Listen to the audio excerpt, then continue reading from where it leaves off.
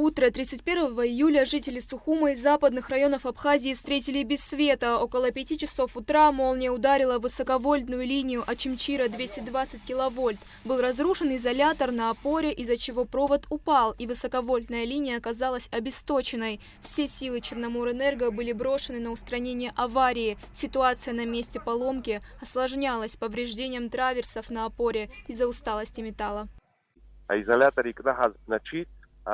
провод чахай агиатраверсных якухани и Ашимтон Ачкунши и Цан обход хаатоз Ирбан Ашимтон Нахалагита Усура Яраубрия Траверс и Кнахо угольник Крышев Сахахатва Антия Ушаров Утик и Мачда Хахадракхаб. Из Сухума на место аварии были отправлены необходимые материалы. Очимчира 220 киловольт подает электричество в часть столицы и западные районы. На время работ некоторые сухумские подстанции были запитаны по аварийной схеме. В течение дня был введен локальный двухчасовой график.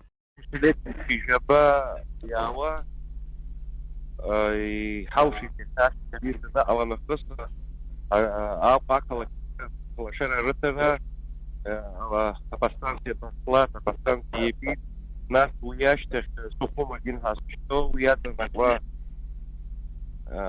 абсура дахтетала шара. Ашта касаат казеп агирт Очимчира район ятно нагва подстанция Корджиирчина и нахаш. Аварийное отключение света также повлияло на работу Абхазской железной дороги. Турпоезд Туапсе-Гагра и электропоезд «Ласточка» задержались на 2 часа до прибытия тепловоза. Также пришлось на несколько часов отложить перевозку грузов на товарных поездах. Работы велись до вечера. Специалистам удалось ликвидировать все последствия аварии. Электричество было подано населению в штатном режиме. Ульяна Рожкова, Абхазское телевидение.